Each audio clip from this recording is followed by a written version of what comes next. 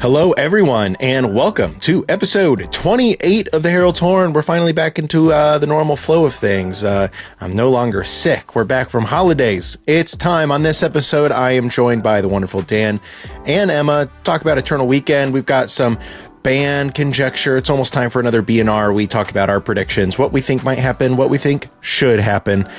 After the break, I'm joined by Nile Joan Rivers to discuss her work in micro formats. I am a micro format fiend, specifically Dan, but she loves designing games. She loves messing around with Magic the Gathering's rules engine.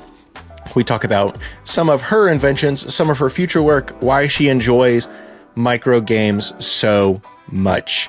This episode is brought to you by two things. Number one, obviously, the wonderful people over at Patreon. Our Patreon supporters are a great group of people. By supporting us on Patreon, you do get access to some exclusive content like bonuses from some of our interviews. And also, as of recently, my own little micro podcast called Cow's Corner, where I just yap.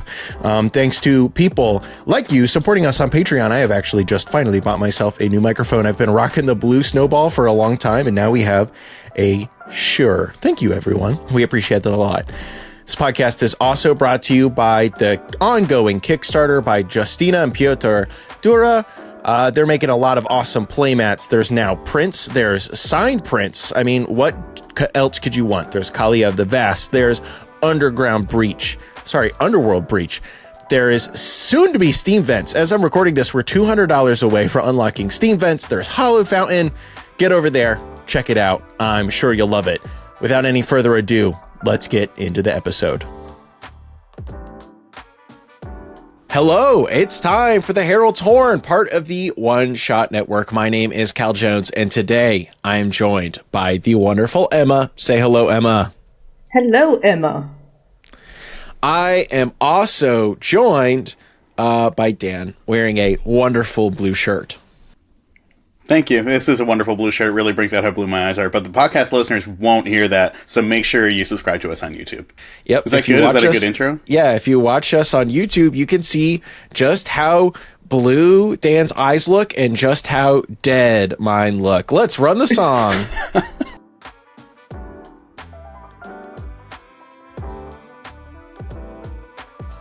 And welcome back. As always, we are going to jump directly into the news. Top of the list this week.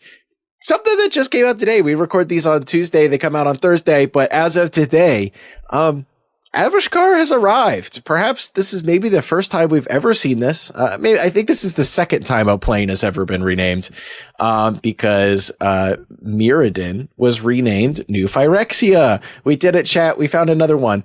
But a plane is being renamed once again. Kaladesh is now Avishkar. Wizards of the Coast put out an article today, two articles really, one talking about the real world reasons they changed this, and one talking about kind of the in-world reasons why this was changed in Magic the Gathering world. But they said pretty much Kaladesh, the name, has, to use their words, unfortunate connotations in some dialects of the Hindi language. So they brought in some consultants. They changed the name. Avishkar is the new name, but old Kaladesh, like the set, cards from the set, all that kind of stuff, they're still planning, calling Kaladesh before a certain time period was still called Kaladesh in world as well. They're basically just changing future references. There's story reasons too. They wanted to rename everything when they, toppled the old empire, the rebellion won. There's a new name. Cool. I mean, it makes a lot of sense to me. I'll link both of the articles in the podcast description if people want to read them if they want. But yeah. Yeah, I mean, it was a set that has historically been problematic. There's this 7-Eleven boat. So the 7-Eleven boat, man. So any effort they want to make to go back and make things a little bit more welcoming, cool, nice for it. Emma, any opinion on your favorite plane, Avishkar? Is this your favorite, Emma? No. No.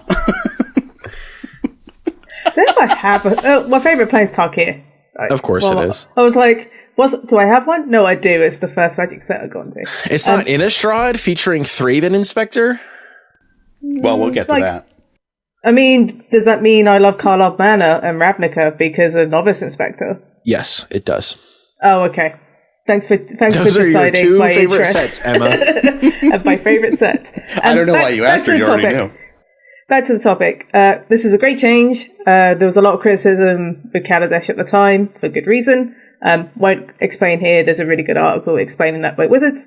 Yeah, and I think it's a really good way to use world building and story to change that instead of just kind of like retconning it. They're like, oh, this is like a revolution happened. This is Kaladesh era. Now we're in the Vishkar era. That makes a ton of sense, considering a Phyrexian invasion also happened. So it just ties in really well. It's really well thought out. Also, they just got consultants to help out, which is another great thing as well. They're not afraid to get people on board who know what they're on about. I am happy that they didn't try to completely retcon it. Not because like of I don't think it would have been a bad thing per se or whatever for them to retcon it, but it does make everything much easier. Yeah, I do like that there's a nice little creative tie-in in that. I actually did not know that until you said that right now. I only read the first part of the article where they're talking about the real-world implications of it. And I was like, cool, nice, I get it. That's totally fine. But knowing that there's like the in-world tie-in as well, that's really fun. Good use of the Magic IP. Yep, I definitely agree. And so that's it. That's maybe the most interesting bit of news that's come out in the last 2 weeks, but I don't think there's much else to say about it. It's pretty interesting. It is interesting to me that Wizards of the Coast is willing to do this.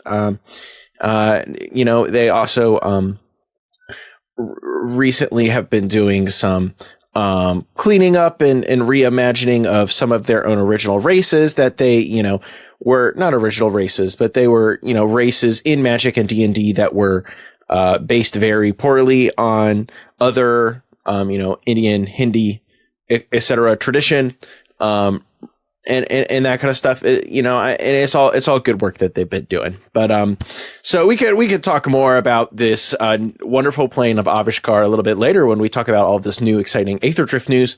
But first, Eternal Weekend has come and gone.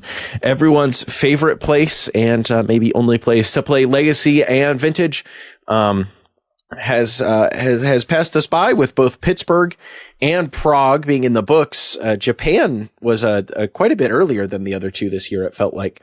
But these events, as fun as they are, as cool as they are, they kind of had a little bit of a pallor is the wrong word, a little bit of a shadow hanging over them because, well, both Legacy and Vintage are kind of in a little bit of a weird spot right now. We went into the events, I think, with a lot of people thinking that Vintage was fine, but there were some breakout, extremely strong combo decks in Vintage that just get to leverage Vexing Bauble to protect their fun little combo wins without having to worry about pesky Force of Will getting in the way. If you don't know what Vexing Bauble is, it's a 1-drop artifact that if no mana was spent to cast a spell, it counters that spell. Cool, right?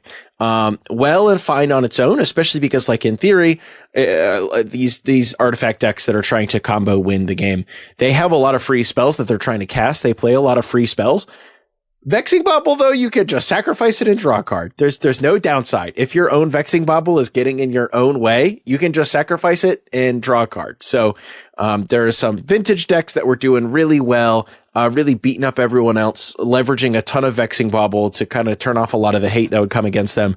And we've talked about it on the podcast plenty before, but Legacy is still kind of being ravaged by Psychic Frog Reanimator decks. There are some other stuff you could play if you want to, a few things here and there, but it's Psychic Frog all the way down. And the results I saw from people, the vibes I saw from people was very much just like, well, yep, it was Eternal Weekend. I wish that they had ever banned Psychic Frog. But I wish I could have gone to one of these. That would have been kind of fun. They seem to be really amazing events. I would likewise love to get to go to one someday. Have you considered taking a train to Pittsburgh? I think that if I had a certain amount of cards to build a Legacy deck, that Koval might be kind enough to help me like round out some fetches or some fetchables rather, and other things like that. I don't have any paper Magic cards at all, and I would certainly need to lock in for a year and be like, okay, I'm going to I'm going to prepare for Eternal Weekend. Yeah, that makes sense. Emma, did you get to go to Prague? You didn't, did you? No, I was still in England, just chilling for the rest of the year now. I've been to a lot of events this year. However, Eternal Weekend is on my list, even though I'm not a big Legacy and Vintage player. It's just really cool to see these old school formats really thrive in the community. Coming from Pauper, Pauper is a much smaller community, granted, but it's very tight knit.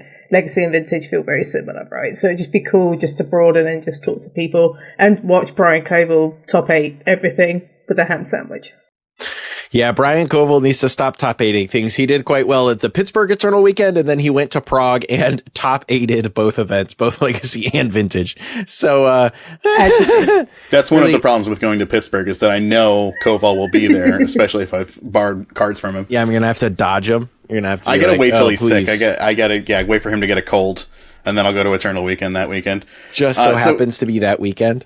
Yeah, Psychic Frog has been the big talk going up to this, but Psychic Frog did not win either one of the Eternal Weekends, which is pretty amazing. Fleshraker took Pittsburgh, I think, or no, I'm sorry, was that was Pittsburgh, and then Prague must have been the Cephalid Breakfast combo deck. It was breakfast for Prague. I know that much. Which had Nadu. Yes, yeah, a great place to stuff your Nadu into your deck. That's a really powerful Nadu deck. But yeah, it seems like everyone was very prepared for Psychic Frog. Although coming out of the weekend, I don't know if either one of you saw Eternal Dirtle's podcast they just put out with a bunch of really great pro players talking about what they thought coming out of Eternal Weekend and what they thought might be banned in the upcoming announcement. That's next week, I believe, at this point. That is correct. Yeah, I think that's kind of the next big topic of conversation in general. It's just it's almost it is almost ban time. People look forward to the BNR announcements quite a lot these days, but mainly because it still kind of feels like we're cleaning up after Modern Horizons 3 for several different formats. If we're just taking a 3,000 foot view, Modern needs some love. Boros Energy is extremely strong. It's a huge percentage of the format. And it is the best One Ring deck, it seems, even now. And there are other One Ring decks, pretty much everyone's playing the One Ring. So people are really hoping that the One Ring will get nixed and maybe something from Boros Energy will be nixed. And then I've been seeing people think about second order effects. Okay, if we nix something from Boros Energy, then won't X deck just obviously be stronger than everything else, especially if the One Ring is gone? We've seen Wizards of the Coast think about that kind of stuff and do some second order effect bannings before.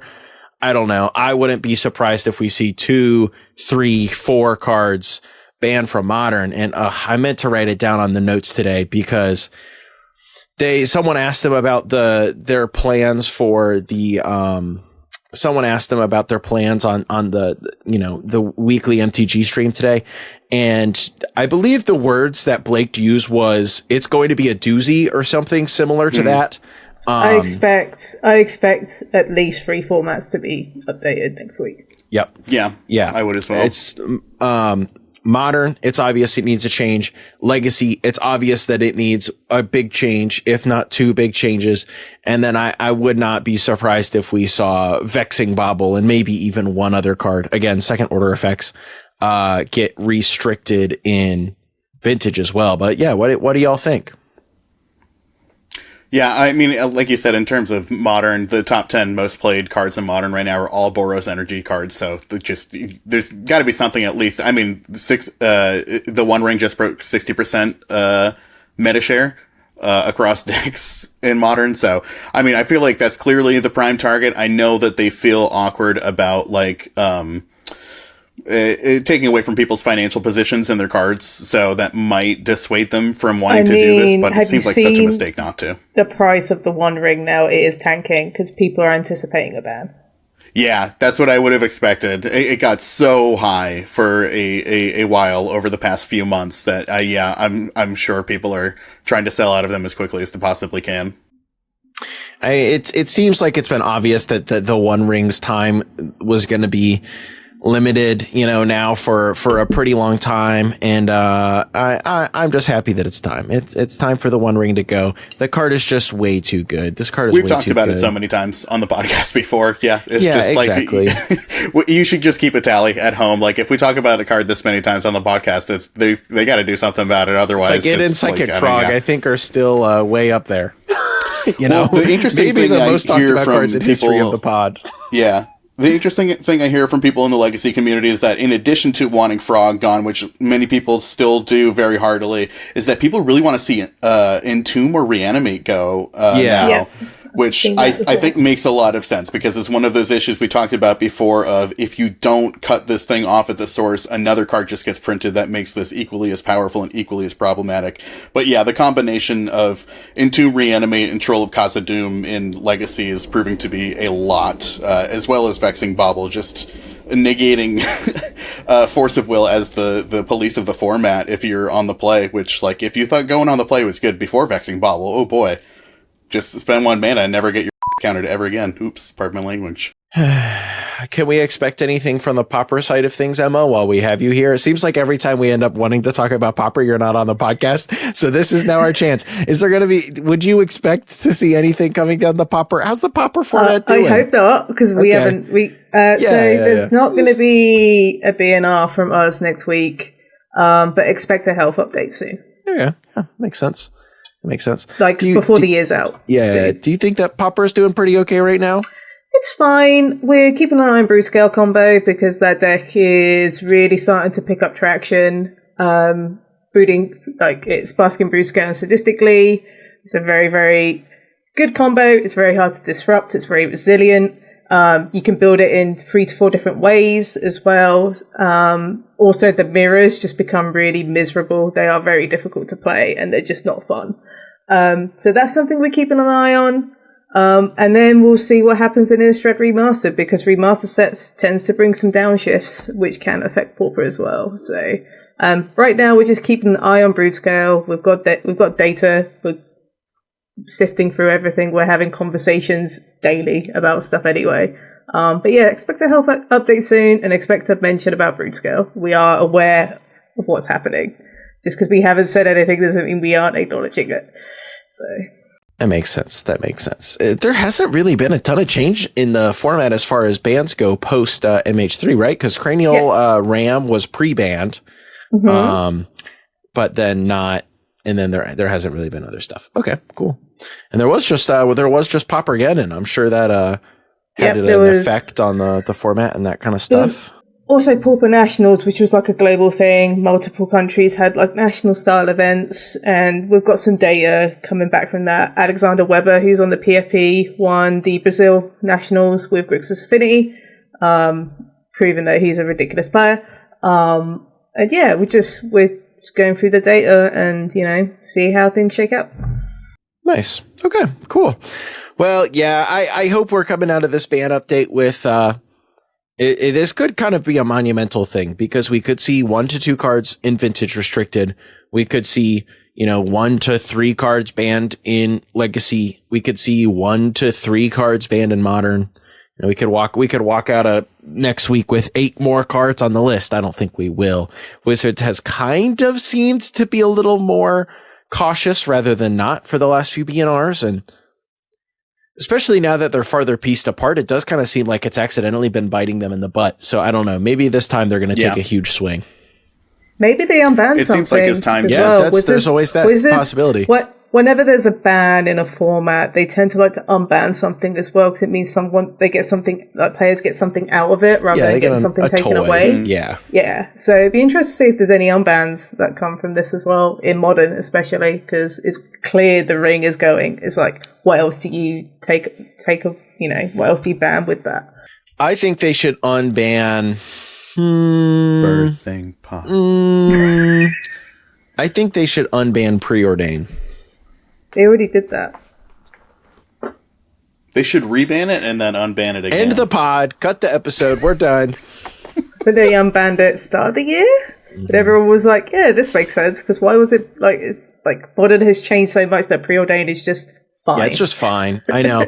Yeah, it seems like that is true of a lot of things on the modern ban list. If they have been banned for so long, Magic has come such a long way. Like, let people have a Splinter Twin. Yeah.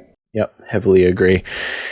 All right, so I wanted to talk about two other things really quick before we move on to the rest of the show. This is something we kind of did a lot toward the beginning of the show. I was re-listening to some episodes recently, and we used to kind of just highlight some events that were coming up in the near future. So I wanted to start doing that again. We have Arena Championship 7 coming up this weekend. I think the Arena Championship series is really underappreciated. The events are so cool. They're on Arena. People can qualify for them only through, just by playing Arena.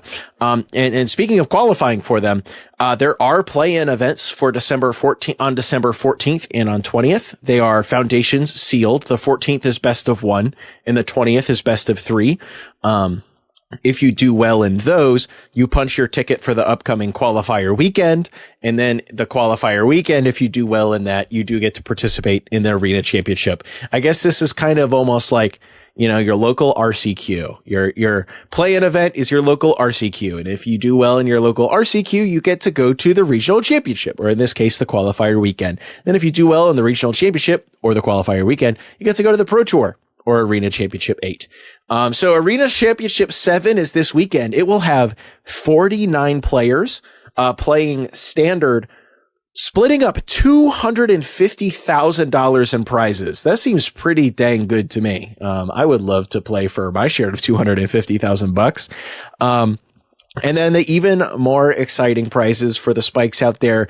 The top 16 get Pro Tour invites, and the finalists, the final 2, get Worlds invites. So this is like a kind of a big deal event. I feel like not enough people are talking about this. It's a small field. They're getting to play standard. I can never have enough standard, never enough standard stuff in my book. They're playing for a lot of money, and almost like a third of the field or so, a little under half of the field is going to end up going to the Pro Tour. And then, then 2 of them are going to Worlds. Pretty sick little event. It is streaming on Magic's Twitch channel this weekend, December 14th and 15th. That's twitch.tv/Magic. Check it out. Seems like it'll be a fun event. Love watching standard. Yeah, it's not something I hear, honestly, many people talk about very often, but it's like something that, like, I know LSV plays in, like, all of them. Like, quietly, players are just, like, getting in there, and they are getting their share. Don't market this event. I did not know it was happening until earlier this week, until I saw a stray Fireshoes retweet saying, there's Arena Champs this weekend. Okay. I just wish Wizards would market it more, because this is, like, basically Worlds for Arena in terms of pricing and, like, attendance. Like, it's a small field and it's standard. It's like, and it takes a lot of your event. You have to do very well to qualify. You have to spike a play-in, you have to spike qualifier weekend, and then you make it. So I hope it does well. I really would like Wizards to figure out how to market these things better, all that kind of stuff. Like, I learned about this also earlier this week when Arena will put out articles, Wizards puts out articles from time to time that are like, here's all the things going on with Arena this week. And I like to read them because I'm an incredibly invested person who keeps up with stuff like that for venues like this. And I saw that at the end, basically buried at the end of the article. And I was like, hello? Okay. And then there are also going to be RCQs, Regional Championship qualifiers on Magic the Gathering Online between Friday, December 20th and Monday, December 30th. There are 26 Regional Championship invitations up for grabs across 8 different events, 5 super qualifiers and 3 qualifiers. Do we know what the difference between a super qualifier and a qualifier is? I think one qualifies you for the mocks. Oh, that makes sense. I think the super qualifier qualifies you for the mocks. Okay. That's right. I think you are correct. I might be wrong. Yes. But no, I opened it up and you are correct. You are correct. And then, Emma, what is the mocks? So the mocks is this very big, prestigious Magic Online Championships. Can't remember the prize support off the top of my head. I know Reed Jeeks won it a few times. Surprise. But it's this very prestigious sort of end of year, end of season, like Magic Online tournament. lots of prizes. I believe there's like PT invites or RC invites up for grabs. It's just the field is obviously stacked because it's just full of Magic Online grinders, and they are just ridiculous. So that field is a lot harder than something like the Arena Champs, in my opinion. I think Mox is a lot tougher field because a lot of your older grinders, like especially those who've been playing for a long time, just prefer Magic Online. So the field is just like it's like a gauntlet. Mm-hmm. Yeah, it should be a lot of fun. And hey, also more big MTGO news for specifically Dan. For the holiday Vintage Cube, you can get the Vintage Cube Draft Bundle. For $27, you get 3 Vintage Cube Draft tokens. That's $1 off per draft. Exciting times. Well, I think you also get a Brainstorm avatar with It's it? true, yeah. You also get a really okay. cool Brainstorm avatar. Which flavor of Vintage Cube is this? The really boomer one? The really busted one? The normal one? The one with all the commander cards? Which one is it this time? I think it's the quote-unquote normal one. The one that they would normally do with no extra frills or anything else. Yeah, it's like the normal Vintage Cube, quote-unquote, with its normal update. Like a normal update like they would normally do. But they haven't revealed the changes, though. Ryan Spain and Chris Wolf are going to be showing off the changes on Friday, December 13th on MTGO tomorrow. If you're listening to this release day, that would be tomorrow. So speaking of all of the things that are coming oh so soon, from Arena to Magic the Gathering Online to your very own game store, I think it's time for us to move on to our recurring segment of the show, the Product Watch. Product Watch.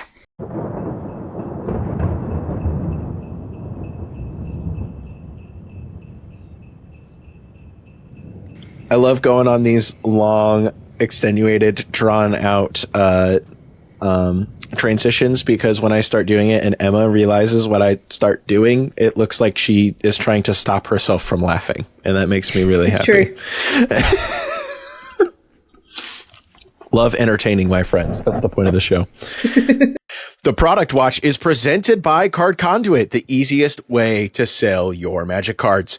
After all, you need to clear out space for all of the new products we're about to discuss. Brought to you by the beloved team behind Card Hoarder, Card Conduit does the hard work of getting you the best buy list prices available for your cards. All you have to do is send them one package, taking advantage of your selection of their 3 services. I use the sorted service, which has you collate and enter cards ahead of time in return for the lowest fees. Don't worry, you can just send them a huge box of random unsorted cards too, and they'll figure it out. I've used Card Conduit myself 5 different times to thin my collection and have had exclusively great experiences. Use code HORN at checkout or use the link in the podcast description to get 10% off your fees and help support the show. Welcome back to the Product Watch, the part of the show where we talk about all the stuff that's been announced is going to be coming out since the last time we had an episode. It's been a minute since we've done a Product Watch. It feels like we had a little bit of a lull there. Not much of a spoiler season going on. Nothing really exciting happening on the announced products side of things beyond Foundations coming out. But now it seems like we suddenly have a flurry of activity. Pioneer Masters is now on Arena, meaning that Pioneer is now on Arena. Explorer has been fully transitioned over to Pioneer in theory, meaning people that can finally play this really cool format on the most accessible platform. And I didn't even think about whether or not Pioneer would be getting bans tomorrow. I haven't heard anything about the format, so probably not. Not tomorrow, next week. So yeah, Pioneer Masters is a master set, which you may or may not be familiar with. It's just a set, all of reprints from the past that is draftable. There's draft archetypes. It's very much like a normal limited environment. They're usually a little higher power than an average set just because they can collate those cool older cards to make something more powerful, more interesting, more cohesive. I would say check it out. You can get it on Arena right now. Pioneer does seem to be a pretty dang cool format. And if you've already been playing Explorer, I bet if you crack a couple Pioneer Masters packs, you'll be playing Pioneer in no time. I'm so happy. This is something that has been, I would say they announced this, I feel like before COVID, I think, is like when Pioneer Masters was first floated. It was like on their radar as something they would like to do, because it was around the time they announced Pioneer. They're like, yeah, we'd love to get this on Arena. That's what I remember. But it just like feels like the beta that they were talking about it. Just like kept getting delayed and kept getting delayed and kept getting delayed. But now it's finally here. I'm really excited. If I had a little more of a current Arena account than I personally do, I probably would be hopping in, spending a couple bucks to try to start playing some Pioneer on there, because it's a format I'm interested in. But yeah, I'm happy they're willing to do this. Yeah, same. I got invited to their streamer event to do limited or constructed, etc. last week, but I was a little too swamped with work before PAX Unplugged came around, so unfortunately didn't get to do it. I haven't been able to draft it at all yet, but it looks like a really fun limited environment. Lots of really powerful cards, interesting archetypes. So yeah, looks like a cool set. Did you get to see any of it, Emma? Haven't really. I don't really keep up to date with Arena stuff, just because I work for a marketplace that sells physical cards, so it's really hard for me to have any bandwidth for digital results. Yeah, it's like sometimes it transfers over into physical card sales, but usually not. It's like a different economy, and not one that the company I work for is not really interested in, because there isn't no tokens or like gems or coins you can get out of booster packs or anything like that. So I'm glad it's on Arena. Like, people have been wanting Pioneer Masters for a long time now. It's just a shame there's no incentive to play the format at the moment. Yep. Yeah, we're a little bit in between times when people might absolutely want to play Pioneer for one reason or another, but hey, now the option is there on Arena. I wonder if this means like Arena Championship 8. They haven't announced what format it's going to be or whatever. Maybe it'll be Pioneer. That'd be kind of neat. Really quick other thing here, that new Secret Lair Commander deck we talked about a while ago, it's out now, 20 ways to win. It kind of feels like a trap. It's a really cool concept. A lot of people seem to have bought it. I think it may even be sold out by now, but I looked at the deck list and man, even though there's 20 ways to win in that deck, I don't know if that deck is ever going to win a Commander game, which, sir, we're playing Commander. It's a fun, silly concept. It's a cool deck, but I think a lot of people are probably going to buy it for that quite high price point and end up a bit disappointed. Yeah, there's a lot of tension with that Commander build in particular, just because it's cool that you have 20 different ways to win, but it's like there's an enchantment theme going on, there's an artifact theme going on, there's a counters theme going on with things like Helix Pinnacle. It's like you have to kind of upgrade it the second you buy it, which doesn't feel great for a Secret Lair drop that was like $200, $250, 150, I think. 150. And it's like, cool, I'm going to have to add like $50 of cards just to make this like semi-functional, which isn't a great feeling. However, the Secret Lair printing cards are great. I really want the Tanuki Sol Ring. The art is all really It's slick. all really adorable. I really want that Tanuki Sol Ring, because it just reminds me of Tom Nook. Yep, definitely. Yeah, I think you're very correct, though. It just looks like a real hodgepodge of cards. There's no real connecting theme between any of them other than that they say, I win on it. It's like someone built you the world's worst theme EDH deck. Also, and then tried to sell it to you for $150. I believe the bonus card is Enduring Ideal, which is the epic enchantment, which means like you're kind of pivoting into enchantments, which you should be anyway, because it's Goshintai, and Goshintai is this very enchantment-focused commander. Yeah. So it's like you got all these different pathways to build the deck. It's like, here's this bonus card that's an enchantment. Here's this commander that's actually an enchantment. It pushes you into a direction subtly, and it kind of doesn't feel great because you're not getting the whole thing for that price. It really feels like they gave you a deck and they're like, this is a choose your own adventure tale, but you're right. You do have to buy 20 cards to choose the adventure you want to be on. Also, it doesn't help the last two precons Wizards did, the Secret Lair ones, were absolute bangers. Thematically perfect, played really well out of the box as well. You could play it, as a precon and do really well with it. So it looks worse than it is just because you had the cats and dogs and the angels before it. I always forget about the cat and dogs one. The cats and dogs one is really good because it's Ren and Sirius the commander, right? And that's just a powerful commander. And you got Jetmir as the backup commander. Oh yeah, that's right. Jeez, yeah, that deck is pretty strong. Jetmir is egregious Magic the Gathering card. That one is quite tough. Well, so yeah, I bought 20 copies. 20 ways to win, 20 copies. Yeah, I bought 20 copies of the 20 ways to win deck. Wow. And how much did that run you? Stonks. Math aficionados get at me. Using all your Iron Man deck selling winnings, your Iron Man secret I lair sold all selling. of the Storm and Iron Man decks. I invested that into 20 ways to win. And then you're going to reinvest those into Innistrad Remastered. The previews for the set have started. They showed off some commons, some uncommons. Good news to all Emma enjoyers everywhere. There's Thraben Inspector. Thraben Inspector is in the set.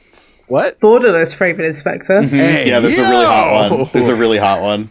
It's really nice. Yeah, there's Innistrad Remastered. They have loads of treatment. They showed off like horror movie poster cards. There's retro frame cards. They brought back both the Fang and Equinox showcase frames. Those are the showcase frames they used in Crimson Vow and Midnight Hunt, which were basically the two bright spots of those two sets to me. I really like both of those showcase frames personally, really? especially. I think they both look awful. I like the Equinox one a lot. And then there is, of course, also plain old Borderless, our old beloved Borderless with really hot new sexy art for a whole bunch of cards. And then they also showed off Edgar Markov, your least favorite commander, to sit across from the table. You, listener, you hate Edgar Markov. They showed off Edgar Markov as the headliner card of the set, which it does seem like something they will be doing going forward. It has several different, Edgar himself will have several different treatments, including having a 500, limited to 500, serialized movie poster version that you can only get in collector boosters. Exciting. I would be interested to see how Innistrad Remastered does. It seems like these remastered sets have been like a really cool concept that have ended up floundering a little bit in, not even in execution, because I think they've always done a good job, but it seems like they've floundered a little bit in just like reception. Like even Ravnica Remastered, from what I recall, just didn't even do excellently, even though it had Shocklands in it. And Ravnica so it's just kind of was a weird one because you had Karlov Manor, which was set on the same plane. So you had these two very Ravnican sets, like a month apart, basically.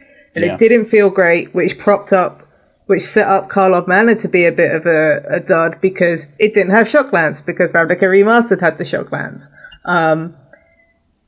These remastered sets tend to be really good from a single standpoint, as in, people don't really buy sealed of these remaster sets unless you're looking to draft it. You don't really buy it to crack open. It's not like Foundations or Duskmourn. It's really good for singles because there's obviously a floor, unlike some Desire of reprints. So stuff like Edgar Markov will be relatively affordable at some point. It's not going to be like super cheap, but it's going to be a lot cheaper than it is currently, or was current, at last year. But these sets tend to be fine given where they're released, because January is a bit of a slow month because everyone's like recouping from the holidays, from Black Friday. They don't have a lot of money. So it makes sense to have these low impact sets just released at the start of the year just to get things running again.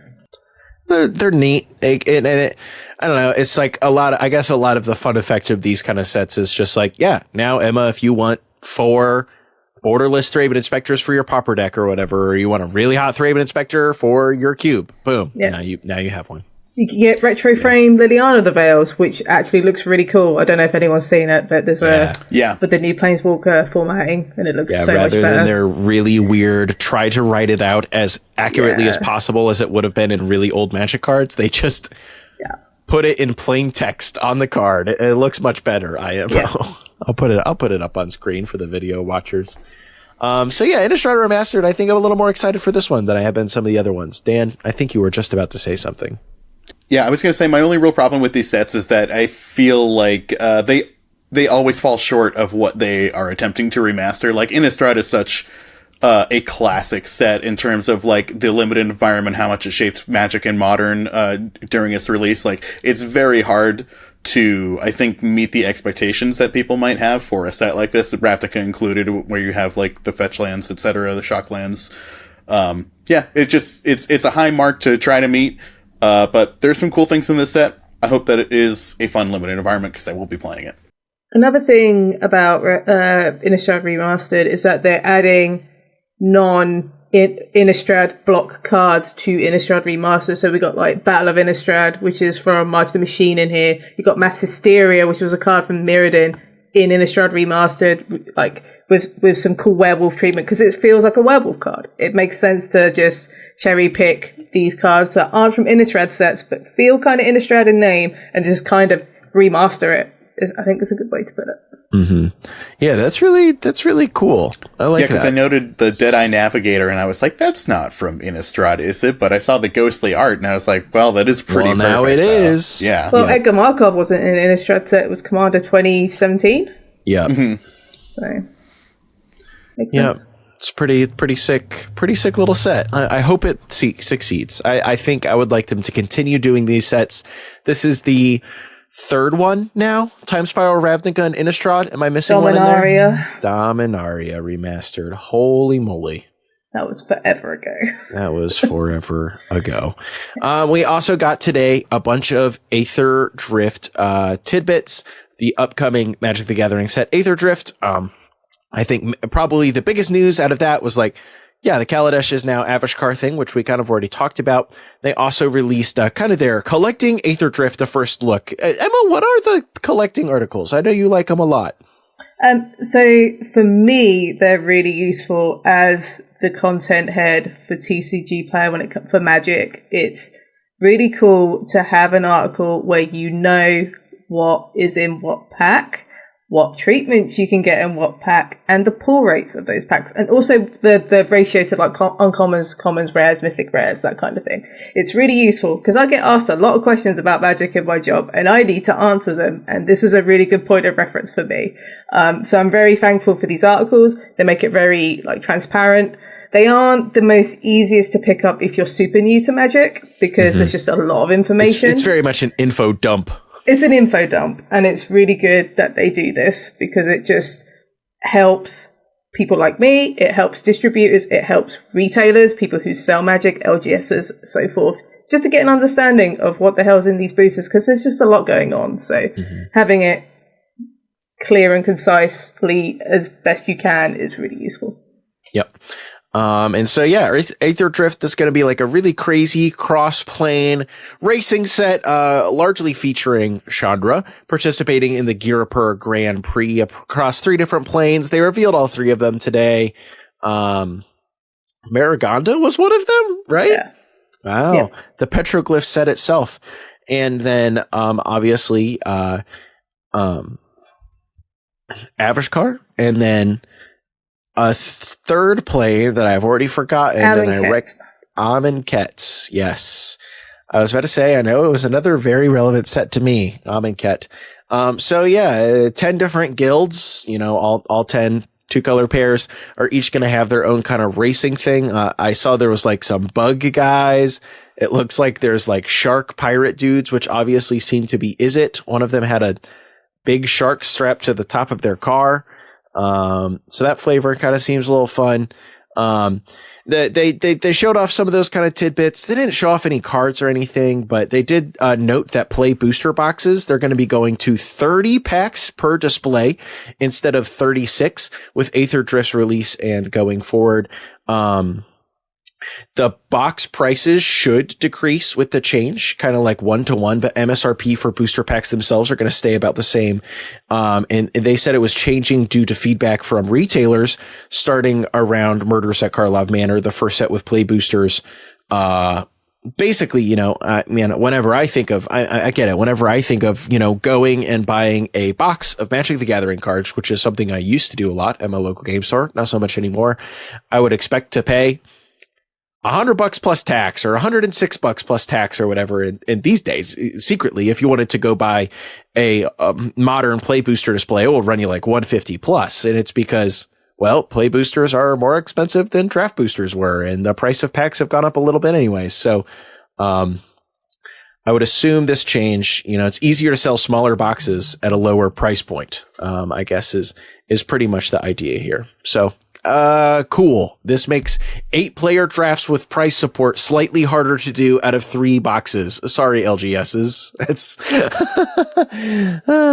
and they also noted there was one other thing that I saw that I wanted to note was this is the first set since Brothers War years ago.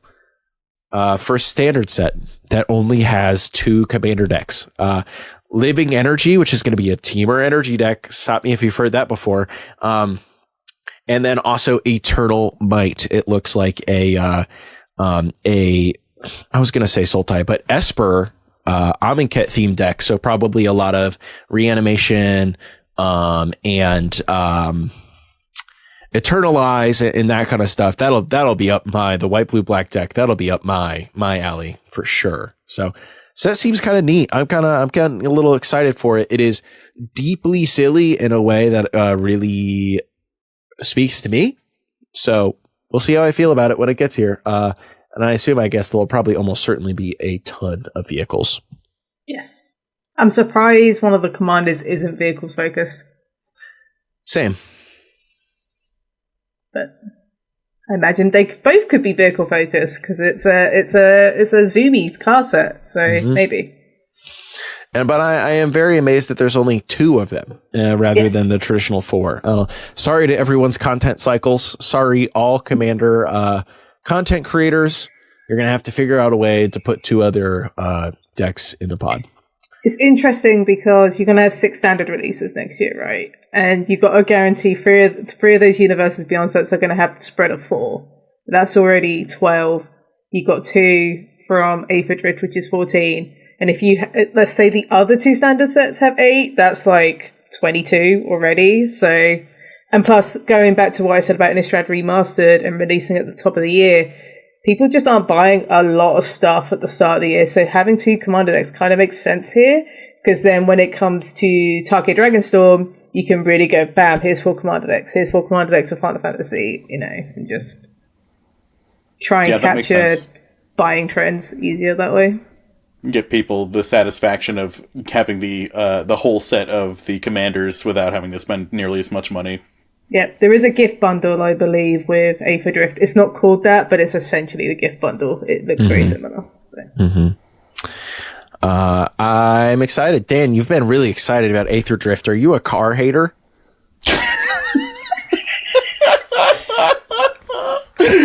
Yeah, Mater, Kachow guy, get at me.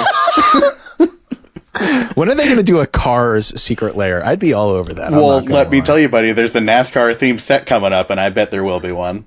No, that would be in Lorcana. They'd put it in Lorcana. No, that's all the old stuff. Lorcana is like the animation. I don't think they have access to Pixar IP. All right, get me a Cars 2 secret lair. I want to see the secret agent Cars torture depicted on some kind of, maybe like Dreadbore or something. That maybe be a good Dreadbore art. Dreadbore downshifted to common in Pioneer Masters. What's the enchantment aura with Flash that turns something into a vehicle?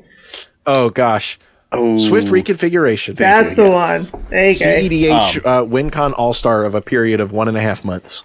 There's got to be at least a NASCAR, like a NASCAR branded secret layer. I want to see like Dale Earnhardt the Intimidator. Give me Jimmy Johnson. Give me Jeff Gordon in Magic the Gathering. Then we'll finally have made it. All right, let's move on to our final recurring segment of the show, the part of the show where the co-hosts decide what they want to talk about, and it could be NASCAR secret layers. It's time for the co-host notebook.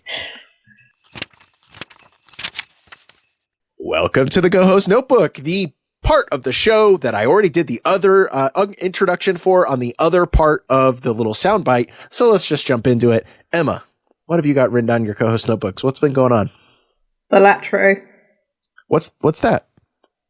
I genuinely don't know what that is. You don't know what it is, Dan? You don't know what Balatro is? I know that it's a card game and that the Joker is in it. Joaquin Phoenix is the Jimbo, Joker. And he's a dick. Jimbo. Yes, he's very rude. You lose and he makes fun of you. No, the only thing I really know about it is that people say I'm playing it now and goodbye forever, and that's why I haven't touched it. Yeah, I was going to say, Dan, you got to play it. Then I was like, wait a second, Dan has a job. But yes, I've been playing Balatro. I've had it for less than 2 weeks, just under 2 weeks, and I'm about 30 hours in. So it's really fun. I lose the concept of time. It is designed and well thought out. It's just, there is something satisfying when the number goes up and the sounds to go with the numbers that go up. And I know from playing Balatro, I should never gamble because Balatro is very addictive. Mm-hmm. Definitely. I am waiting. They announced a little bit ago, I think all the way back in August, that it's getting a major gameplay update in 2025. My body is ready. They're going to let you smoke cigarettes and drink while you play it now? I hope so. Well, I already do that while I play it. Next question. It's the advantage of it being on the Nintendo Switch. Yeah. It goes wherever I do. I have deliberately purchased it on Steam because I know the second I get it on my phone, I'm never going to sleep. Yeah, that makes a whole lot of sense. But no, it's a lot of fun. There's a lot of cool jokers. I really like the idea of like switching over jokers in between rounds and like getting really tactical with it. And there's a bunch of different ways you can build decks, which is also fun. It just scratches that itch, which is fun. Yep, definitely. I need to get back to playing. I was having a lot of fun with it. I'm trying to plat trophy it on PlayStation, which will be an extremely, extremely long grind that I will conquer over a very long time. Platting that game is unreasonable. Yeah. Because you have to defeat the game at the hardest difficulty with every single joker. Yeah, you have to gold sticker every joker, which is a bit of an obnoxious goal. Dan, what have you got going on? What's been going on with you? Have you still been playing a lot of the Nintendo Switch? Yes, I have been cussing out Tanuki Mario very often. I did not know that was a character in the Nintendo universe, but I have since discovered since I bought Mario Kart 8 on the Switch, and I have been using all of my favorite curse words for Tanuki Mario, shouting his name in my house. And obviously Tanuki I lost Mario, or do you get beat by Tanuki Mario in 150cc? I'm a cat Peach main. Okay. And yeah, Tanuki Mario is constantly kicking my ass, so it's pretty rough. Obviously I lost a ton of money on Hawktua coin, so if you've ever thought about joining the Patreon, now is a great time to do it. We got the rug pulled out from under us. People kept saying HODL, and I kept doing it. And now I'm ruined. Welcome to the Dan Investments Podcast, where they bought a whole bunch of Iron Man secret lairs, flipped their money into 20 ways to win secret lairs, and already sold that for massive profits, and then lost it all on Hawktua coin. Yeah, unfortunate. I got a bunch of my old books from college, actually, from my dad's place over the Thanksgiving holiday. So I've been doing a ton of reading lately, and that's been really enjoyable. Been reading The Bluest Eye by Toni Morrison. It's been a long time since I've read any Toni Morrison, but as beautiful as it has always been. Very nice. Sounds exciting to me. I guess that's all we have time for. We're nearly up to an hour. So I think that's where we'll end it. Thank you so much for listening, everyone. Emma, Dan, let's start with Emma. Do you have anything to leave our listeners with before we go? Take your goddamn vitamins and go for a walk. You're welcome. I can take vitamin D supplement and I feel like my body is ascending from the pits of hell. As someone who's been on vitamin D supplements for like 6 weeks now, I feel normal, which is great. Yeah, very normal. Considering where I live in England. The sun doesn't come out for 3 months of the year because we're in winter. Like, I feel actually normal over the holidays because of supplements. So that's cool. Yep, they've healed you. Dan. It's almost holiday time. Get your vaccinations, get your flu shots, protect the people around you. Keep being cool. Subscribe to our Patreon. Help me recoup some of my Hawktua coin money. Thank you all so much for listening. We have a great interview coming up. Bye-bye. Hawktua.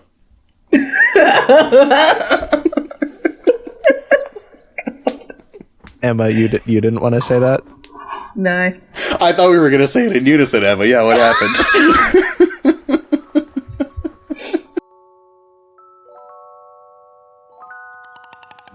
Hey there. Thanks for listening to this podcast episode.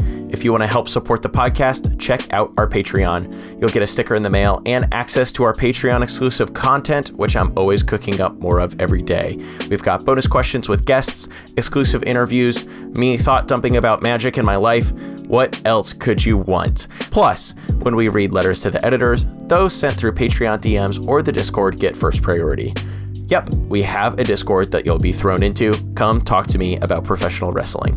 Anyways, without any further ado, let's get back into this episode. And welcome back. Today I am joined by the only and one Nile Joan Rivers. Hello, Nile. Thank you for joining me on the Herald's Horn. Hello. So happy to be here as the only, the one. Look, I didn't mean to say the only and the one. I was going for the one and only, and my brain I loved it. Immediately flipped it. So I loved it. Great. I mean, it's a bit of pizzazz. I don't know. Even amongst just like Niles of the world, I feel like I'm like a 1 of 500. Like I feel like I am serialized. You know what I mean? Out of the 500 Niles, you're the one. Yeah. Sometime like today, someone followed me on Blue Sky who their name is also Nile, and it's like it always disturbs me a little bit. Like it's so like conceited to think this, but every time I'm like, are you a stalker? Like, because the odds are just so low, you know? Like, yeah. Did you copy me? Yeah. Yeah, definitely. So, Nile, the only and the one, I have brought you on today to pick your brain a little bit about something that I also have messed around with a little bit in the past. If we can call one of my hyperfixations a micro format, I would.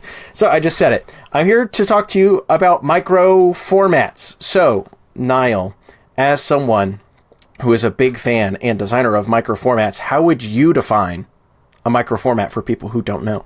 Oh man, love micro formats. So the thing with Magic is, it is at this point in its life less of a game and more of a rules engine.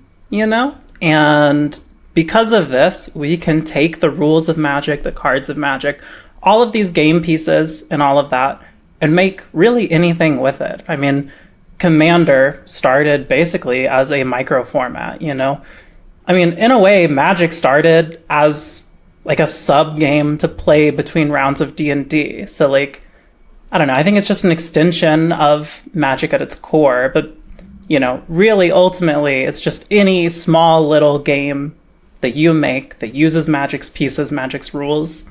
And yeah, it can be anything. So I guess then, Dan, a.k.a. Forgetful Fish, a micro format. Absolutely. We did it, chat. I've played a micro format. So you are someone who has, to my knowledge, designed at least 2 micro formats. Those being Nile's Bat Heist, which was quite popular. It got there. Can you explain Nile's Bat Heist to the listeners just in case? So Nile's Bat Heist. So this is a game you play on Magic the Gathering Arena, and it is based around the card Deep Cavern Bat. And if you're unfamiliar with Deep Cavern Bat, it's a 2-mana black creature. When it enters the battlefield, you look at target opponent's hand, exile a card with it for as long as Deep Cavern Bat is on the battlefield. So, Bat Heist, you start with a deck of 4 bats, 56 swamps, that's your whole deck, and then you just play random people on the ladder.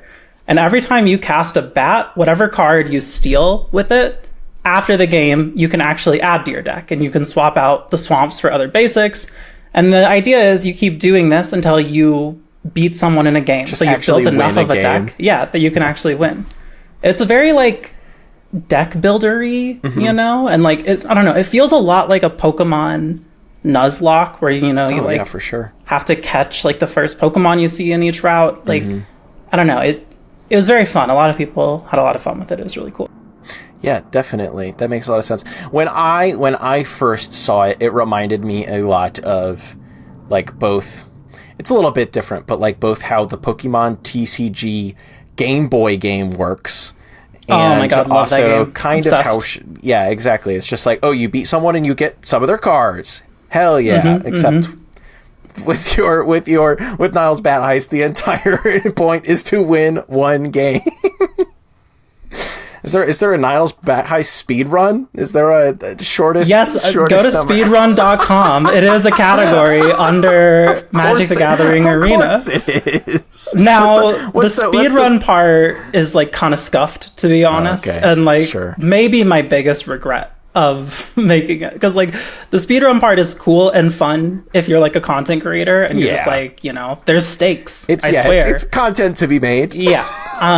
But then this was the bane of my existence. I loved hearing everybody tell me, oh, I had so much fun with Bat Heist, I did this, I stole that, whatever. That was great. You can tell me that for the rest of my life. I'll always love it.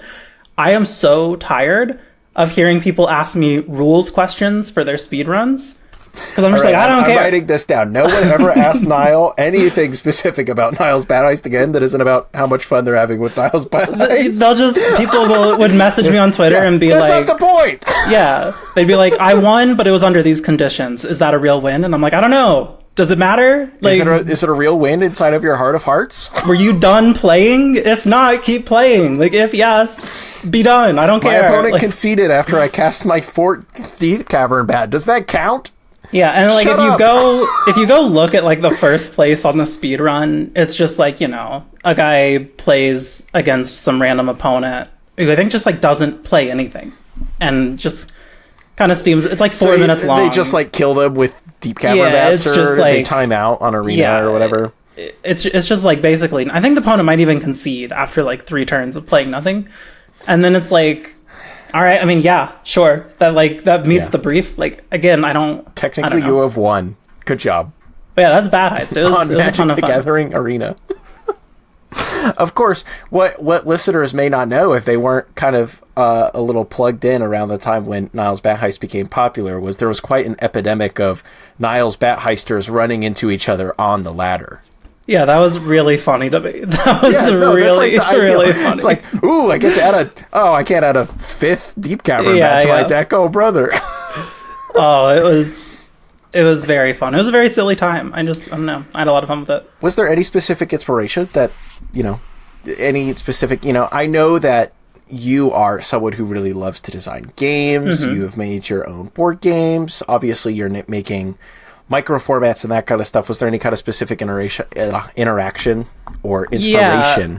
So I made a shitpost, as I am wont to do, where I said something, like I made some joke about like, you're at FNM and I play Deep Cavern Bat against you, and then I take your card and then I like walk away. Like I just steal your card. Yeah, just we're playing for Ante actually. Yeah, something like that. Just some like dumb throwaway shitpost. And then someone replied to it and was like, actually that'd be like a really fun way to play. And I was like, actually, that would be a really fun way to play. And then, Bat Heist was made. And then it was a fun way to play. It was a very fun way to play. It was super fun. And like the frustrating thing about Bat Heist, well, I don't know if it's really frustrating. It's just very unique to Bat Heist, is like you have to play it online. Yeah, it's not really something that you can sit down across from someone and try to do. No. And I've spent countless hours trying to figure out how to make it in paper, like a cube experience or like any sort of like paper version of it. And it's just like, like the random ladder cube, like part of it to me is the fact that you are like surprising someone, like it is part of it, like someone is very much sitting down for a real game of Magic and you just like, get them. Yeah, you just get them, you just steal their cards. Like that's, I don't know, that's gotcha. The joy. Yeah, and it's just not really replicatable at all. Yeah. Well, I guess you have designed another micro format that is not only replicatable in paper, I assume it was entirely designed to be played in paper, and that is Kate's Cage Match. That's right, yeah. Kate's was designed paper first, so I really wanted a game I could play between tournament rounds with my friends. Because, sometimes you go to time and you're just like, you're up against the clock what are we gonna do? All day long. Yeah. But sometimes you finish a match with like 30 minutes on the clock and someone else is going to time. So you're like, I've got like 40 minutes to do nothing. And so I wanted something that was like very easy to carry around. So not a lot of cards, very fast to play, and just like, good fun. Mm-hmm. And that's how Kate's came to be, which I have a full video explaining like all of the Kate's stuff on YouTube. But basically, fear not, I'll link it. Let's go! Basically, you both start with a copy of the card Kate, Cage Brawler, which is a Fallout creature.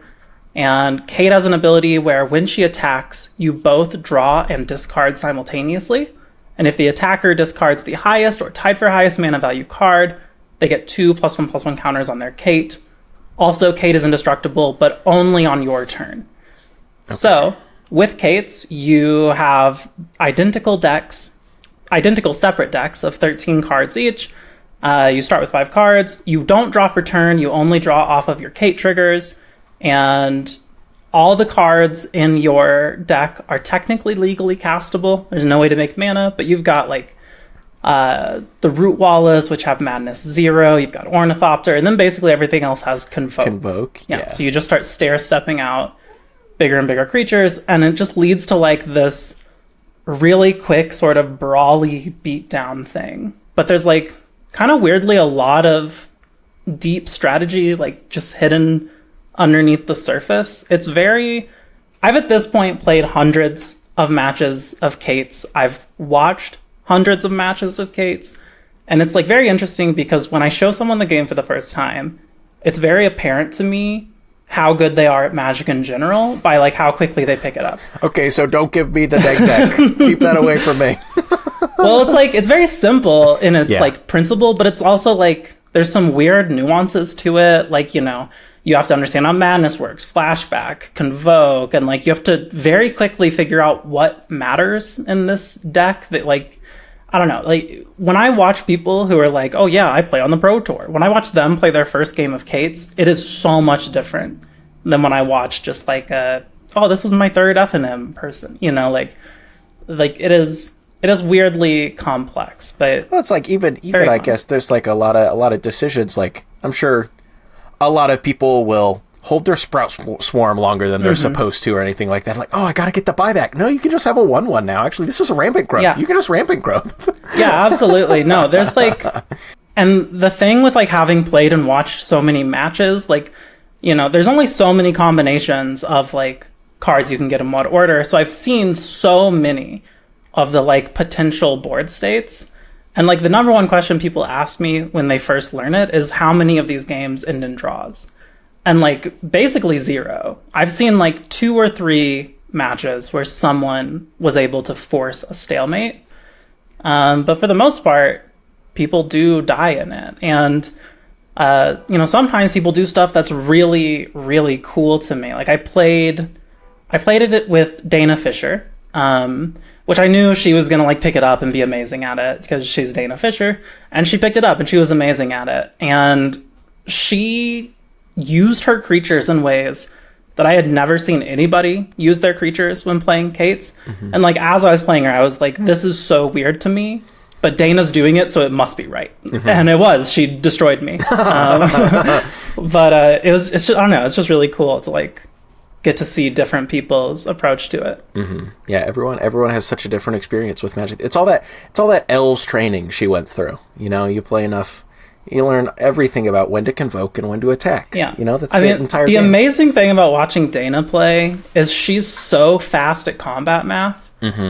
Like it kind of like scares me a little bit to see like how quickly she figures out like which creatures should be attacking and all that. And like I've seen so many, like I've watched so many of Dana's matches where like she will make an attack and then I'll just like see her face like go blank, and I know that she knows she's won and she is waiting for her opponent to figure realize it out. As her opponent's like trying to figure out all the different ways they can block, and she's just waiting. She'll wait so patiently, and they'll be like, I think you got it, and she's like, yeah, I do.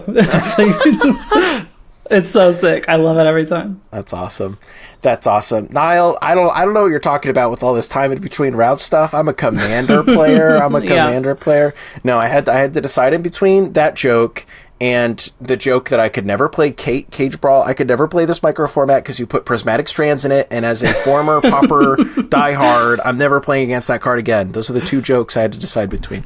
It's so funny because like almost no one knows the card Prismatic Strands except Pauper players who are immediately like, oh, Prismatic Strands. And I'm this card, how do you beat this card? Well, you can only cast this one time. That's so, true. You know. That's true. By tapping one untapped white creature that you control. I have one more dumb question about this. How many people are winning with Imperious Great Worm? Is that coming up? No. So okay, that's what I figured, but it's fun. Funny story about Impervious Great Worm is I've given the Cage spiel so many times that I just like have it memorized, and part of it is like all these cards are technically castable.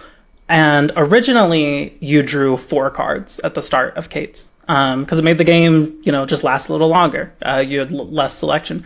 But then I sat down one day and I was like, what is the line to play the Great Worm? And I realized if you start with 4 cards in hand, there's actually not one. There's just because there's no card advantage in the game. Yeah. So like you get to a point where every card you're drawing, you're also having to discard and you have no opportunity. So I had to up it to 5 because that's the only way where there's even a line where it's possible. Like exactly one line or whatever where you can cast. Yeah, which I have executed one time in a game that I was like, because I know what the line is, and I saw my opening hand, and I was like, this is my moment. We're doing it. And I was like, I don't care win or lose, I just have to get this fucking Great Worm on the field. And then I did, and I lost like horribly, but I was like, I did it, achievement unlocked, Definitely. And then you were like, cool, I have a 16/16 indestructible swing, and your opponent was like, yeah, I'm going to block with my Saproling, and you're like, got it. Yeah. Yeah, that card is... The important thing about Great Worm is because it's the most expensive card in both your decks, it is a guaranteed win on the Kate Joust. Oh, sure. So it's like... It is one of the most critical pieces of the deck, but almost never hits the board. Yeah, that definitely makes sense. And it's like... I don't know. There's something to be said, I guess, for when someone is maybe not as skilled with Magic the Gathering and doesn't think about these things this way. There's good to have some guardrails. And a great guardrail is, hey, this is 10 mana. This is safe for you to discard. You're not going to do this. Here's a freebie for you. Yeah, well, like when you've played your like 200th Kate's game, you get to the point where like you're really thinking about, when to discard what and like what your opponent has discarded, and you can very easily get to the point where you're winning a lot of your jousts against people who aren't doing the same. And winning the joust is secretly like probably like the second most important thing you can be doing in Kate's. I mean, if you just get the nuts and you can get like 5 creatures out on like turn 2, then do that. But if you can't, otherwise have the bigger Kates. Yeah, having like a 7/7 or whatever is going to be pretty good. Yeah, totally. Yeah, that totally makes sense, especially against your opponent's Kates. So true. Exactly. Wow, Nile, you've really thought about this a lot. I sure have. So, you have these 2 now quite notable micro formats, I would say. I've got to ask you, have you played Dan? Have you played Forgetful Fish? So I've watched a lot of Dan. I've never actually played it myself, which is kind of surprising given, how much I micro formats. Oh, definitely. As much as I love Dan, it is unfortunately, I think, a fairly deeply flawed micro format, which mainly because it's just not really friendly to new players at all, which is even... I have spent a lot of time thinking about how to make Dan as friendly to new players as possible, and even then, it's still just like so many of the dynamics present within it are still just like so new player unfriendly that it's just like okay, I give up. We did everything, and we made a worse version of Dan that's still not very approachable. No, I've run into this as well because I didn't set out for Kate's to be like new player friendly or anything, but I got to a point, because I do a lot of stuff with new players. It's like a big focus on all the things that I do. And so I got to a point where I was like, man, I keep going to all these events that are like, ripe with new players. And I can't show them Kate's because Kate's will just like, their eyes will glaze over. Like it is just like one step too complex to show to a new player. And I've played like 200 matches of Kate's and I'm not a new player. So it's like, I will just beat them in a game that they don't understand. And like, I don't know, it makes for like a really, it's just impossible. It's just not a thing. It's not for new players. So I've spent a lot of time thinking about like, games I can make that are more new player friendly. And I think there are like a lot of things you can do there. You know, I think you just have to. I think new player friendly games need to be higher variance. You know, I think there needs to be more random elements. You know, I don't think it should be devoid of skill and decisions. Like, I don't think it needs to be like Candyland. You still have to hook them somehow. There's still got to be some meat on the bone, so to say. But, you know, having more high variance random elements just makes it more of a level playing field, which I'm constantly working on so many different micro formats because, like, you know, a card will, like, Kate's happened because I saw the card Kate and I was like, this card is really cool. I love, like, the flavor of it. I love what it does.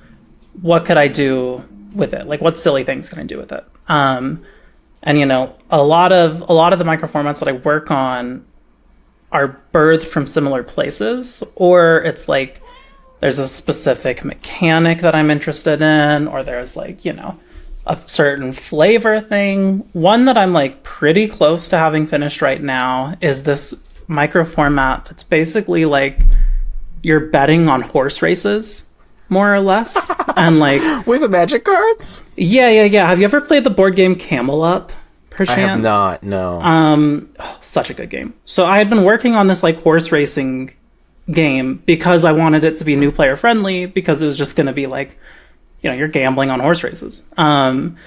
And then I couldn't figure out, like, a couple of the key elements to really make it fun. And then when I was in Vegas, I went to this board game cafe, and my friend Hayu was like, let's play this game Camel Up, which is like a board game where you're betting on camel races. And I was like, oh, this is great. I'm working on a game not too dissimilar from this. Maybe it'll help. And I played it, and it unlocked part of my brain. And I went to the front of the store and I bought a pack of just regular playing cards, and I borrowed one of their Sharpies and just immediately, like, started proxying like all of these different magic cards. And I made, like, my friends sit there and basically just, like, play test my concept with me. And I mean, it's very fun, but it's, like, much more, like, there is some skill involved, but it is high variance. And, you know, I don't know. I'm very excited about that one because it is new player friendly, and it's also, it can hold more players. You know, Bat Heist is basically a 1-player game. Yeah. You know, I wouldn't even call it a 2-player game. Yep. Kate's is a 2-player game. And this one is, cannot like, go above 2 players. No, it would be, I mean, I guess you could. It would just I don't know. I think you would just bully one person. Yeah. Like, and but then the other 2 people would, like, go to a draw or something. It would be very strange. But this one, you know, it's very exciting to me because it, you know, can also hold more players, and I think that's really cool. Definitely. I was talking to someone about this recently who doesn't play Magic the Gathering, because they were. Shout out to all of my lovely friends that for some godforsaken reason follow me on twitter.com while knowing nothing about Magic the Gathering. Holy moly. And they were like, what is this stuff you're always talking about? What's this? What are these? Like, I had recently retweeted your Kate's Cage Match video, and I had, you know, always talking about Dan or similar or whatever, and then written about micro format stuff in the past too. And there is something truly so special at this point that I think is definitely maybe unique to Magic the Gathering in the grand scheme of all of the games that are out there these days, since we've been around for so long, since we have such a wildly flexible rules engine, since we have a little over 36,000 individual game pieces or whatever, something like that, available to us at this point in time. Magic the Gathering truly does contain multitudes. And I got to use the exact same example that you used at the very beginning of the show. Even Commander was originally a cool fan-made format, a micro format, even so to speak.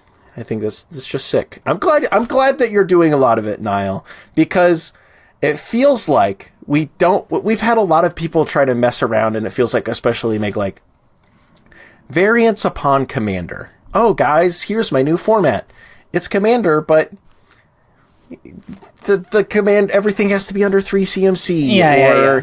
There's an uncommon. And, you add an enchantment to the command zone, stuff like that. Sure, fun, interesting, has its own appeal, but I think there is so much unexplored space exactly in what you're doing, which is basically not exactly making like board games that happen to use Magic the Gathering game pieces, but in a lot of the ways that is like what it feels like. Kate's Cage Match does a pretty good job of masquerading as a Magic the Gathering match because it is. Sure. However, you're missing the draw step. You're missing your lands.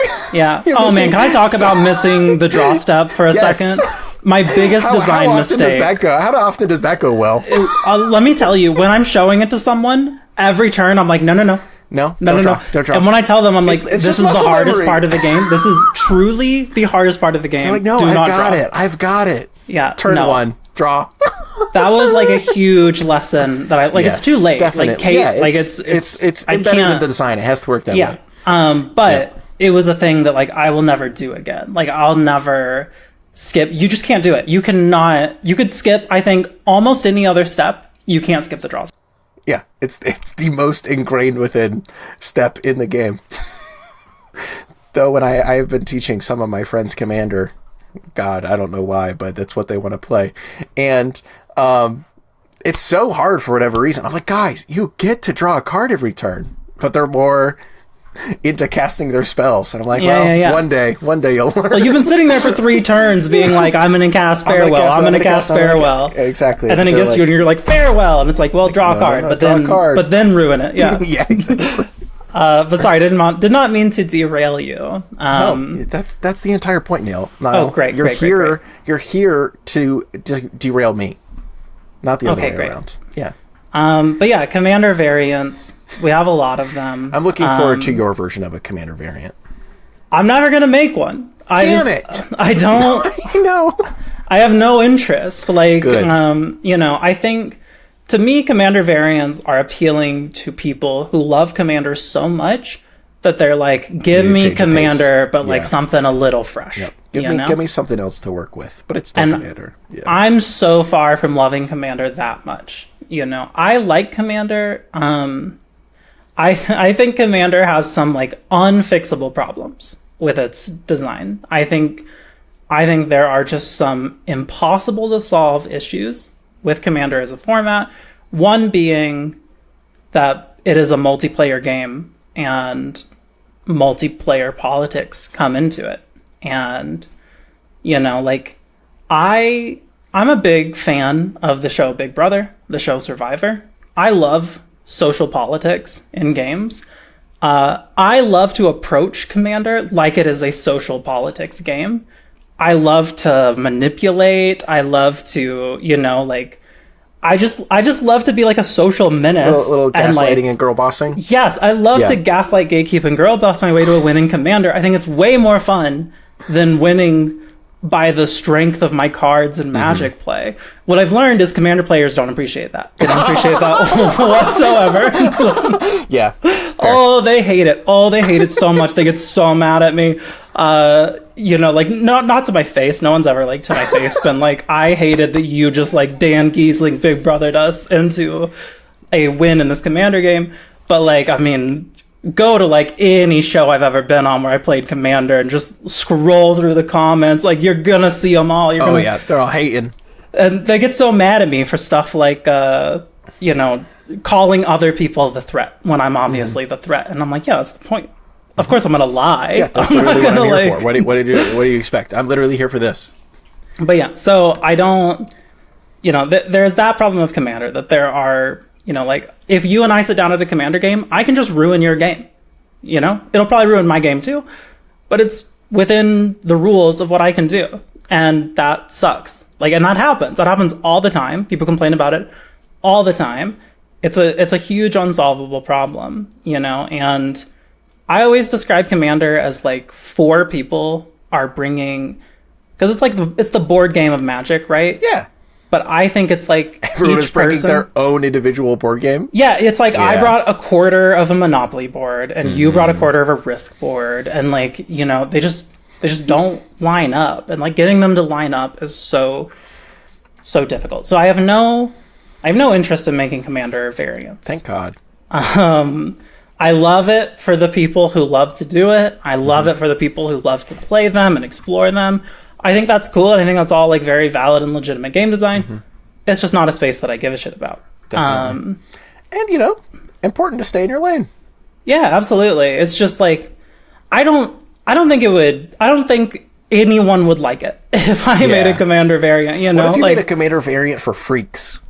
For real freaks. That's just called Commander. Shit. Oh, that would have been a great CEDH dunk. I missed it. I was right there with you. Missed it.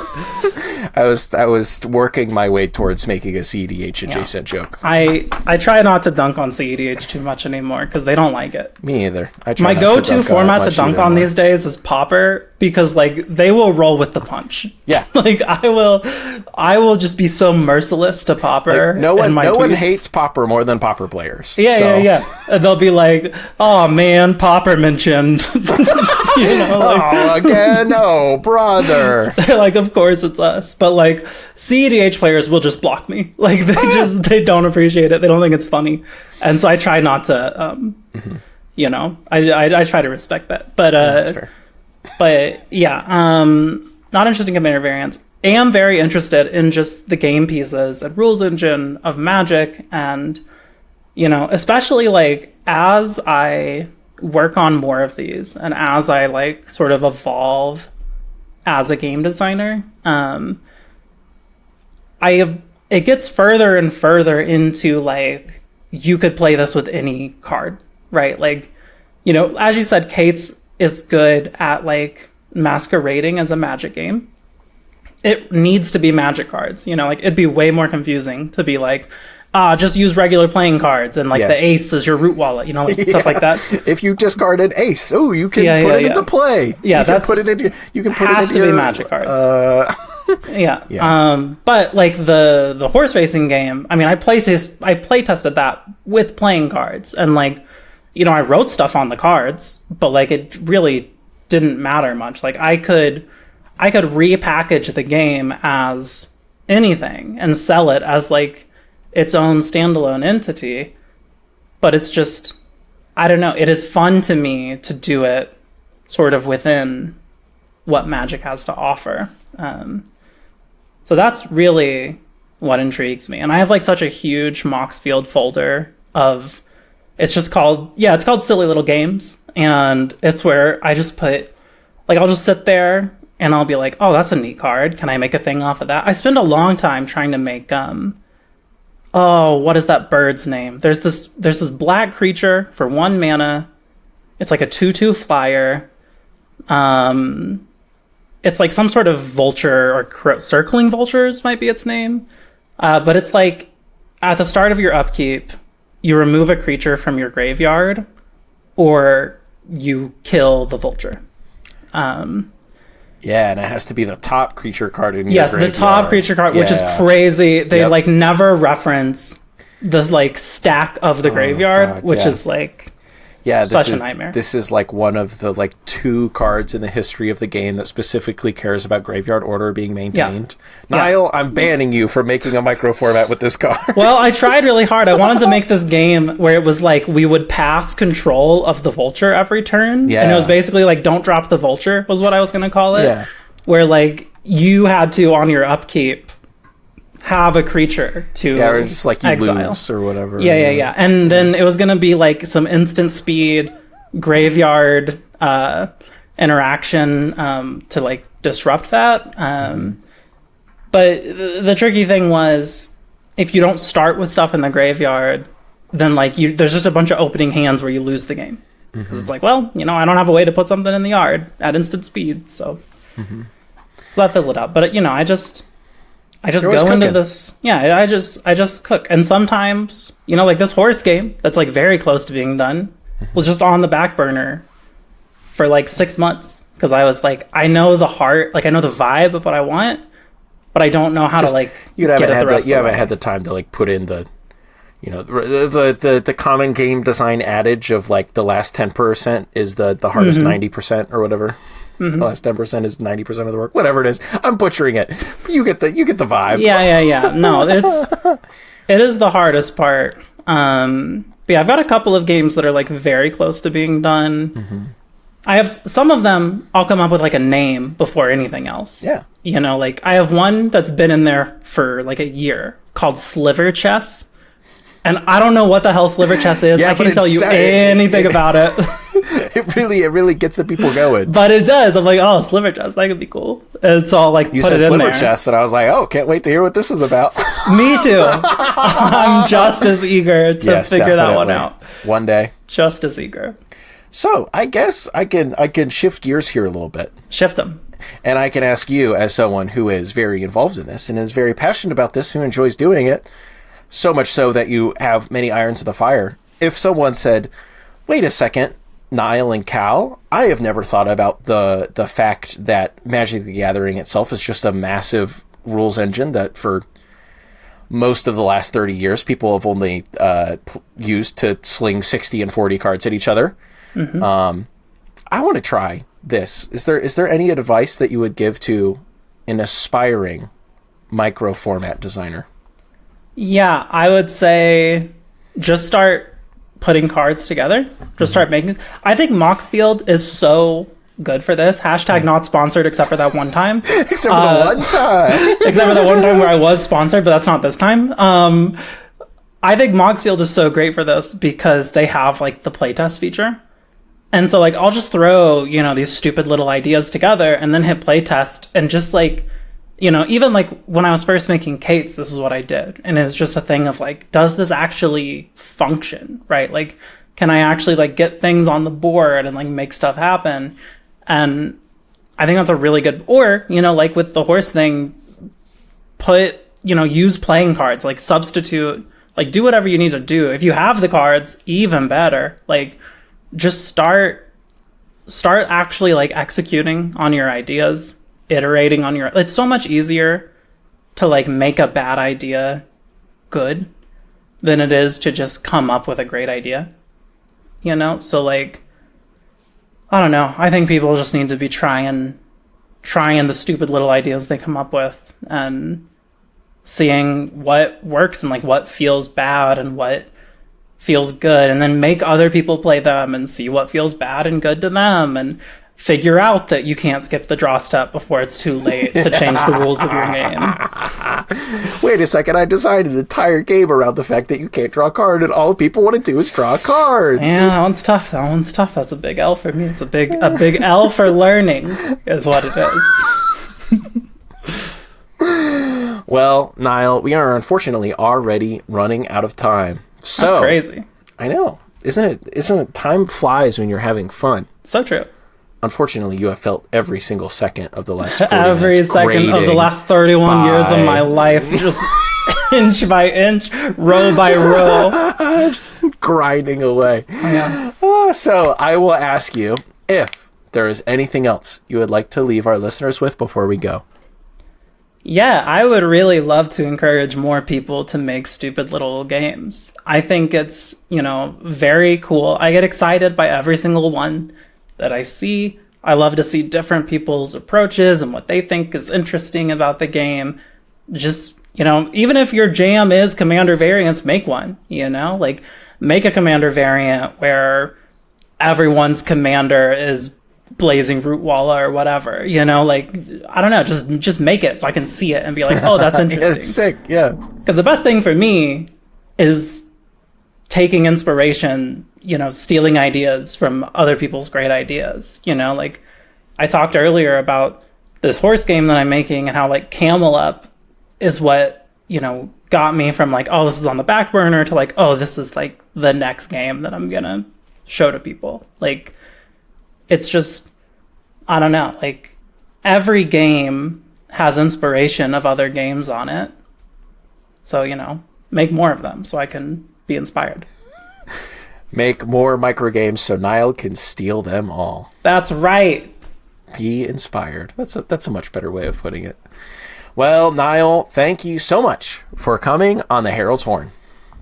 Yeah, thank you for having me. I had a great time. It was a lot of fun. Bye-bye. Bye. Thank you so much for listening. If you have feedback, would like to sponsor us, or would like to submit something to the Letters to the Editor segment, email me at editorial@heraldshorn.com. The show is hosted, produced, and edited by me, Cal Jones. The rest of the team is, of course, our co-hosts, Emma Partlow, Dan, better known as Moderately Anonymous MTG, and Lexi, better known as Black Girl Mage. We're having so much fun making the show. I hope you're enjoying listening to it. We'll see you next week.